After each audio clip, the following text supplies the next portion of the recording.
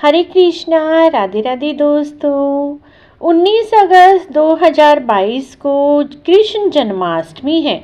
भगवान श्री कृष्ण जी का जन्मदिन।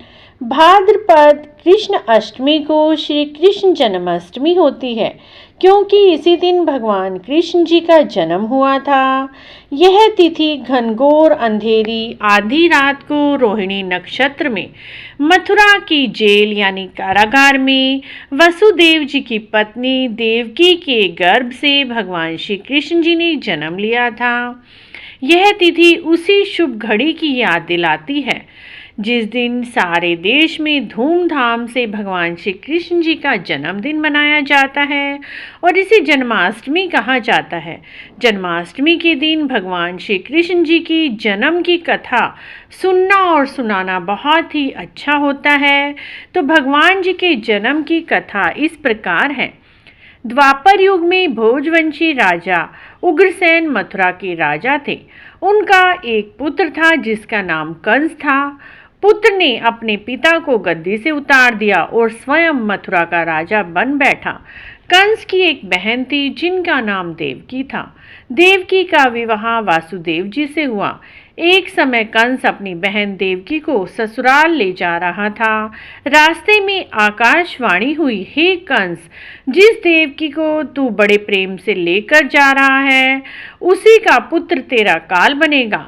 इसी के गर्भ से उत्पन्न 8वां बालक तेरा वध करेगा। यह सुनकर कंस वसुदेव को मारने के लिए उद्यत हुआ।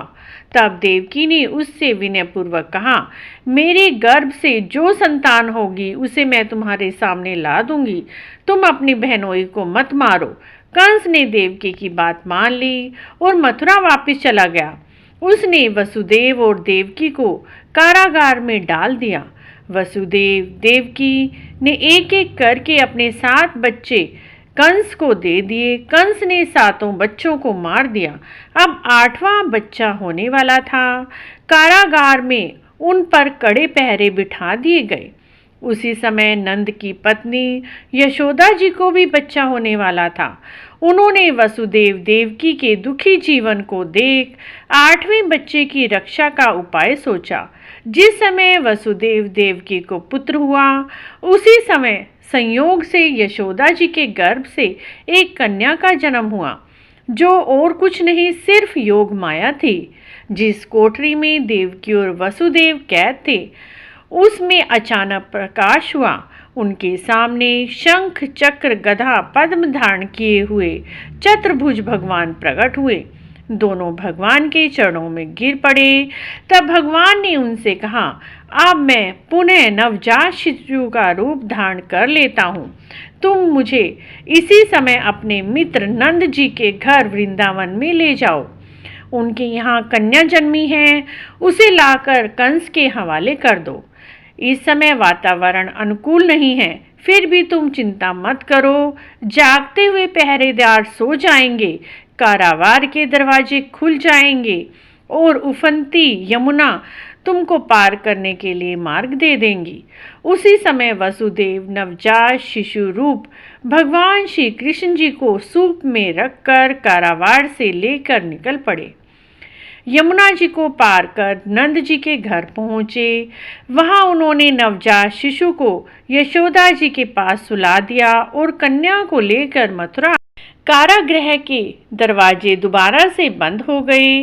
उस समय कंस को सूचना मिली कि वासुदेव और देवकी के एक पुत्री पैदा हुई है। उसने बंदी गृह में जाकर देवकी के हाथ से नवजात कन्या को छीनकर पृथ्वी पर पटक दिया, परंतु कन्या आकाश में उड़ गई और वहां से उड़ने के बाद उसने कहा, अरे मूर्ख कंस, मुझे मारने से क्या लाभ?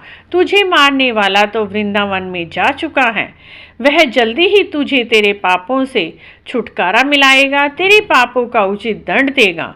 इस प्रकार भगवान श्री कृष्ण जी का जन्म हुआ और भगवान श्री कृष्ण जी नंद बाबा और यशोदा के घर पहुँचे। मित्रों, अगर आपको भी भगवान श्री कृष्ण जी के जन्म की कथा अच्छी लगी है तो प्लीज़ हमारे चैनल को जरूर सब्सक्राइब करें, लाइक करें, वीडियो को शेयर भी करें। कमेंट बॉक्स में जय श्री कृष्ण अवश्य लिखें। राधे राधे दोस्तों, happy Janmashtami to all of you. Video देखने के लिए आपका बहुत बहुत धन्यवाद।